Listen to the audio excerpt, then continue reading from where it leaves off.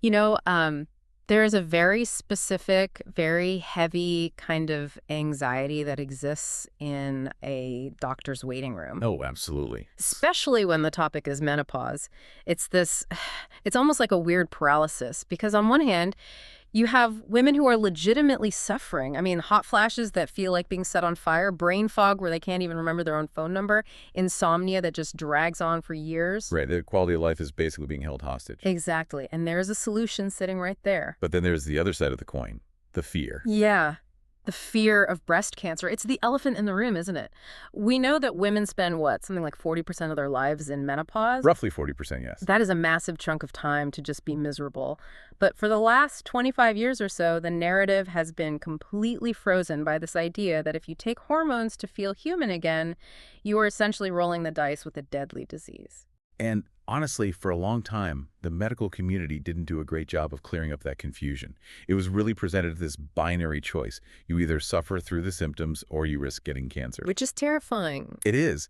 But the landscape has shifted. We aren't looking at a blurry black and white photo anymore. It's high definition now. Which brings us to today's deep dive. We are unpacking a major review that was published in early 2026 in The Lancet Diabetes and Endocrinology. Yeah. It's by Professors Anne Gompel and Richard Simcock, and it's simply titled Menopausal Hormone Treatment and Breast Cancer. And this piece, I mean, it is essentially the new operating manual. It synthesizes the absolute latest data. We're talking randomized trials, massive observational cohorts, the biological mechanisms, to give us a picture that is far more nuanced than just, hormones are bad. So our mission today is to update that operating system for you listening. Because the headline isn't hormones cause cancer anymore. It's actually, well, it depends. It depends on the molecule, it depends on the timing, and crucially, it depends on the woman. Okay, so let's get into the weeds. Because I think a lot of us are still running on mental software from about 2002. Let's start with the landscape of risk. Right. To really understand the risk of MHT menopause hormone treatment, we first have to respect the baseline. Breast cancer is the most common cancer in women globally, period. Right. We saw 2.3 million new cases in 2022 alone. And the risks naturally climbs as we age, regardless of what medication we take. So the background noise is already there. The cancer risk is lurking whether you take a pill or not. Exactly. And this review highlights a crucial theory about how MHT interacts with that background noise. It's called the promoter theory. The evidence suggests that MHT is likely not an initiator. Okay, explain that distinction for us. What's the difference between initiating and promoting? Think of it like a garden. An initiator would be planting a weed seed where there simply wasn't one before. Okay. A promoter is more like pouring fertilizer on a weed that's already sprouting just below the surface. The data suggests MHT acts as the fertilizer for pre-existing hormone-sensitive lesions, what we call occult cancers. That's slightly terrifying, but also an incredibly important distinction. So it's not mutating a healthy cell into a cancer cell, it's waking up a sleeping one. In a manner of speaking, yes. And we see this in the data because when women start MHT, there isn't an immediate spike in cancer cases. It takes a while. Right, the risk usually appears a few years after starting. And importantly, when they stop taking the treatment, the risk actually declines over time. That pattern strongly suggests it's stimulating something that was already present, rather than creating a brand new mutation. Okay, so if we accept that it acts as a promoter, we really need to talk about what exactly is doing the promoting. And this is where my jaw honestly hit the floor reading this review. We need to talk about estrogen. Just straight estrogen. Yes, this is easily one of the most misunderstood areas in all of women's health. Estrogen-only therapy is generally used for women who have had a hysterectomy. Meaning they don't have a uterus. Right. And the common wisdom, the thing everyone just assumes they know, is that estrogen fuels breast cancer. But what does this 2026 review actually say about that? It points back to the Women's Health Initiative, the WHI trial. That's the huge randomized control trial from the early 2000s, right? The very same. Now, in the group of women who had a hysterectomy and took estrogen alone, and specifically they were taking conjugated equine estrogens, they didn't see an increase in breast cancer. Go on. They actually saw a significant reduction in breast cancer incidence. Wait, hang on. I need you to say that again slowly. You're telling me the women taking the potent hormone had less breast cancer than the women taking the sugar pill? Yes, the hazard ratio was 0.78. Okay, translate that for us non-statisticians. What exactly is a hazard ratio of 0.78? It translates to a 22% reduction in risk compared to the placebo group. And not only that, they also saw reduced mortality from breast cancer in that group. That feels like it breaks the laws of physics, Mhm. or at least the laws of what we've been told by the media for 20 years. How is that biologically possible? It definitely disrupts the public perception, doesn't it? Now, the experts in this review do add a little bit of context here. The women in that specific trial had relatively high rates of obesity Why does that matter? because fat tissue produces its own kind of estrogen. So the leading theory is that adding the pill might have triggered a specific feedback loop in that specific population, perhaps inducing apoptosis, which is programmed cell death, in those breast cells. Mhm. It's highly complex biology. So we can't just go out and slap a sticker on estrogen boxes saying prevents cancer. No, we absolutely cannot do that. But even looking at observational studies completely outside of that WHI trial, estrogen-only therapy consistently shows a safety profile that is vastly different from combined therapy. Really? Yes, in many observational studies, the risk is totally neutral, meaning no increase in breast cancer risk at all. Which is still a huge deal for anyone who has had a hysterectomy and is terrified to take hormones. Mm. But, and this is a big but, most women going through menopause still have their uterus. And if you have a uterus, you can't just take estrogen, right? You need a chaperone. Correct. If you give estrogen alone to a woman with a uterus, the lining of the womb, the endometrium, can overgrow and eventually lead to uterine cancer. So we have to add a progestogen to protect the lining. This is what we call combined MHT. And this is where the plot really thickens, because for years I feel like progesterone was just treated as one big bucket, but this review essentially takes a sledgehammer to that bucket. It splits the bucket into two very distinct camps. And I would say this is the single most important aha moment of this entire deep dive. Not all progestogens are created equal. Okay, lay out the two camps for us. On one side, you have synthetic progestins. These are drugs like progesterone acetate or norethisterone. They are lab-created molecules designed to mimic progesterone. And the other side. On the other side, you have micronized progesterone and dydrogesterone. And the data shows they behave differently in the body? Drastically differently. The review leans heavily on the French E3N cohort study, which is massive. It followed nearly 100,000 women. Women taking estrogen, plus those synthetic progestins, saw their risk of breast cancer roughly double after using it for more than 6 years. The relative risk was 2.02. Oof. Doubling the risk. That's the kind of statistic that makes you want to just flush your pills down the toilet. It's a very significant signal, yes. But then look at the other camp. For estrogen plus micronized progesterone or dydrogesterone, the relative risk after 6 years was only 1.31. Wow.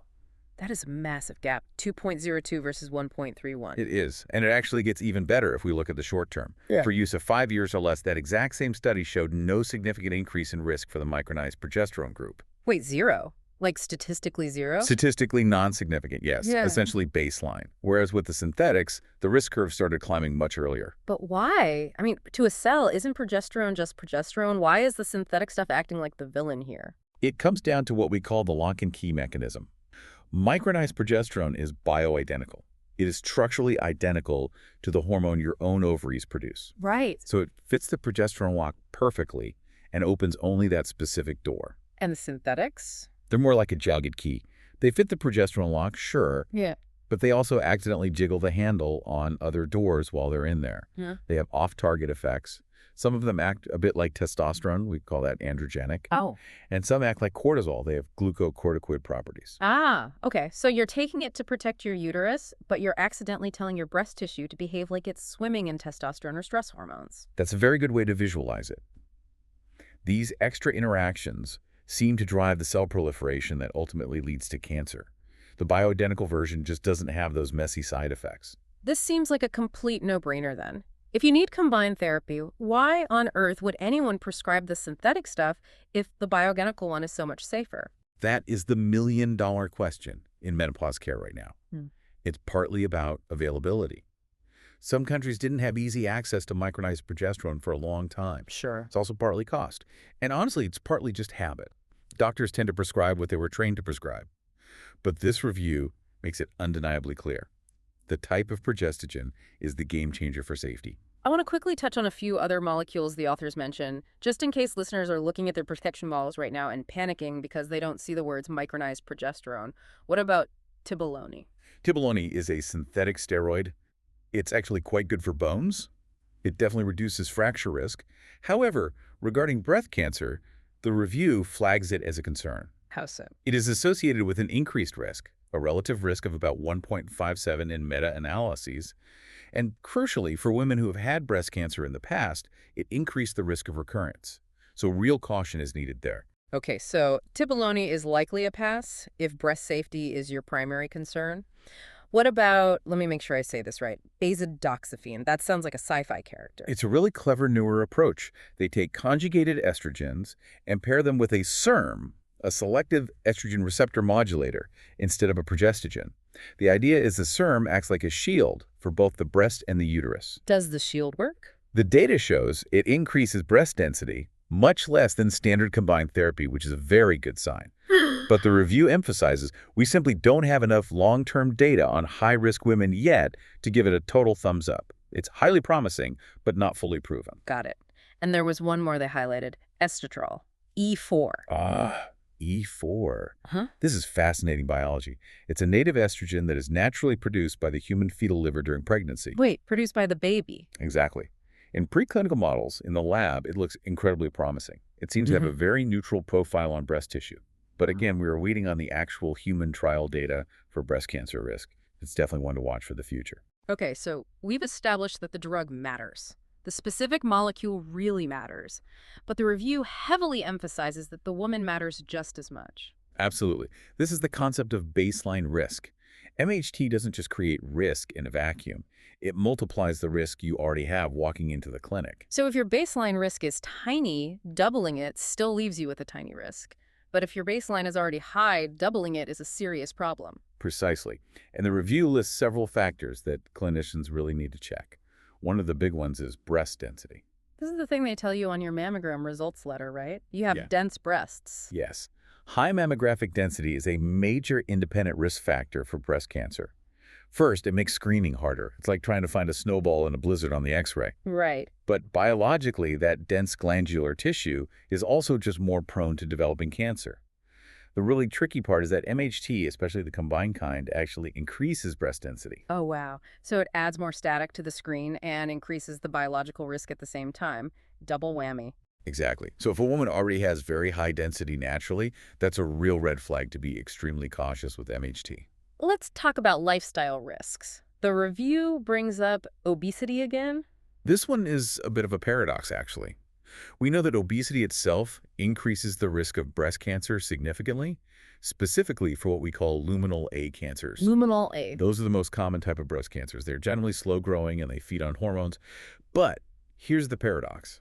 The data suggests that adding MHT to a woman with obesity doesn't actually add much more risk on top of what she already has. Really, I would have completely assumed it would just pile on. You'd think so, intuitively. But it might be because the mechanisms driving cancer and obesity are different.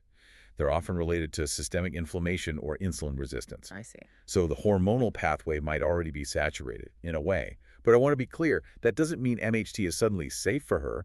It just means the added risk from the pill is lower than we mathematically expected. Okay, what about alcohol? I feel like I know the answer to this, but tell me anyway. It's a straight linear relationship. The more you drink, the higher the breast cancer risk. And if you combine alcohol with MHT, they actually appear to work synergistically. Meaning? They high-five each other, basically, and the risk goes up even more than if you just added the two separate risks together. Note to self. If taking MHT, maybe skip the second glass of wine. Now, I need you to help me with a transition here because the next risk factor seems totally backward. We usually think of this as a pure sign of health. Bone density. Ah, yes, the bone density surprise. Right. Usually, we want strong bones, we drink our milk, we do our resistance training. But the review says high bone density is actually a bad thing for breast cancer risk. It's very counterintuitive, isn't it? But yes, there is a strong positive association between high bone mineral density and breast cancer risk. Why? Is the bone somehow doing something to the breast tissue? No, not at all. It's a marker. High bone density is often a sign of high lifetime exposure to your own natural estrogen. If your bones have been soaked in estrogen for decades, which keeps them very strong, your breast tissue probably was too. Oh, I see. It's like a historical record of your hormone levels. Exactly. So conversely, women with osteoporosis who have low bone density I actually have a lower baseline risk of breast cancer. That is wildly fascinating. It really shows how interconnected all these biological systems are. You fix one thing, you might be flagging a risk for another. It's exactly why personalized medicine is so incredibly hard and so important. Clinicians really need to be using calculators like the Gale model or the Tyrer-Cuzick score to evaluate this baseline risk before they ever write a prescription. So, keeping all of this in mind, let's talk about specific scenarios, because real life is messy. What about vaginal estrogen? I know so many women use this for dryness or pain, but they are just terrified it's going to leak into their system and cause cancer. The review gives a very clear green light here. Vaginal estrogens used for genitourinary syndrome of menopause have exceptionally low absorption. The systemic levels of estrogen in the blood barely budge. It is considered highly safe for women without breast cancer. What about women who have had breast cancer? Survivors? Even there, the news is generally very good. Observational data strongly suggests it doesn't increase mortality in breast cancer survivors. Okay, that's reassuring. Now, there's one caveat. If a survivor is on aromatase inhibitors, those are drugs specifically designed to crush estrogen levels to absolute zero. Doctors are much more cautious. But for most survivors, vaginal estrogen is a quality-of-life decision that is very supportable by the data. Speaking of survivors, let's go a bit deeper there. The standard medical advice has almost always been, if you've had breast cancer, systemic MHT is absolutely off the table. Forever. Case closed. And to be clear, that is still the primary guidance. Systemic MHT is generally contraindicated. However, the review notes that we are slowly moving towards shared decision-making. What does that look like practically? Imagine a woman who has successfully recovered from breast cancer but is now having severe, life-altering hot flushes. She can't sleep, she can't work, her life is falling apart. If non-hormonal options like SSRIs or cognitive behavioral therapy have completely failed her, MHT can be considered. That sounds like an incredibly heavy conversation to have. It is. It requires a dedicated, multidisciplinary team, the oncologist, the gynecologist, and the patient. But it's not an absolute never under any circumstances anymore. It's a let's weigh the very real risks of recurrence against the very real suffering happening right now. Before we start wrapping up, we have to talk about the levers we can pull without needing a doctor's prescription. Lifestyle. The review gets specific here, specifically about exercise. But they use a term I didn't recognize. Met hours. Right. They mentioned that 15 med hours a week can significantly lower risk. Please translate 15 Met hours into human speak for us. Is that like running a marathon every weekend? Thankfully, no. MET stands for metabolic equivalent of task. It's just a standardized way to measure energy cost. 15 med hours is roughly equivalent to a brisk walk for 45 minutes, 4 times a week. Oh. Or maybe 3 hours of intense gardening or cycling spread over the week. Okay, that is actually achievable for a lot of people. And what's the benefit of doing that? Moving from sedentary to that level of activity drops the hazard ratio to 0.90. That's a 10% reduction in risk just by moving your body. That's better than some preventative drugs. One last specific product the authors mentioned was the Mirena coil, the levonorgestrel IUD. A lot of women have this. Yes, often used for contraception or to manage heavy bleeding, and sometimes it's used as the progestogen part of combined MHT to protect the uterus. Right. For a long time, we thought the systemic absorption from the IUD was negligible. But the review notes a slight increase in breast cancer risk, particularly in women over 50. The odds ratio was about 1.52. So it's not completely free of risk? No, it's not. Yeah. It's still a fantastic option for many, especially since it strongly protects against endometrial and ovarian cancers. But we have to be completely honest that for breast risk specifically, it's not zero. This has been a massive amount of information. And honestly, reading through it, some of it makes me a bit angry. Not at the science, but at how long it's taken for this level of nuance to reach the general public. Let's try to distill this down for the listener who is, sitting in their car right now, trying to figure out what to do next. What are the 3 big pillars? Pillar number 1. If you have had a hysterectomy, the fear surrounding estrogen-only therapy is largely based on outdated interpretations. The data actually leans toward it being protective or entirely neutral for breast cancer. That really should be a headline everywhere. Pillar number 2. If you have a uterus and you need combined therapy, the type of progestogen is everything. The evidence heavily favors micronized progesterone or dydrogesterone over the older synthetic progestins. The difference in risk doubling your risk versus barely touching it is simply too big to ignore. And pillar number 3. Know your baseline. MHT isn't one size fits all. Your breast density, your alcohol consumption, your weight, your bone density, these all feed into a highly personalized risk calculation. You just can't make an informed decision without looking at the whole board. It really feels like we were finally moving from an era of blanket fear to an era of precision. But there was one final point in the review that really stuck with me, and I want to end on it. The authors discuss avoidable cases. Yes, this is definitely the most sobering part of the paper for me. Walk us through it. They mathematically calculated the impact of our prescribing habits. They looked at the excess cases of cancer, meaning the women who got cancer who statistically wouldn't have if they hadn't taken that specific drug. Okay. They found that if we simply switched our prescribing habits across the board, choosing those lower risk regimens like micronized progesterone instead of the synthetics, we would see significantly fewer excess cancer cases per 1,000 women.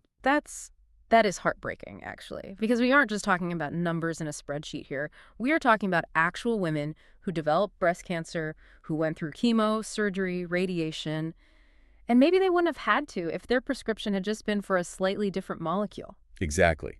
The science is there now. The safer molecules exist, and they are available. The question really is the medical system moving fast enough to make them the standard of care?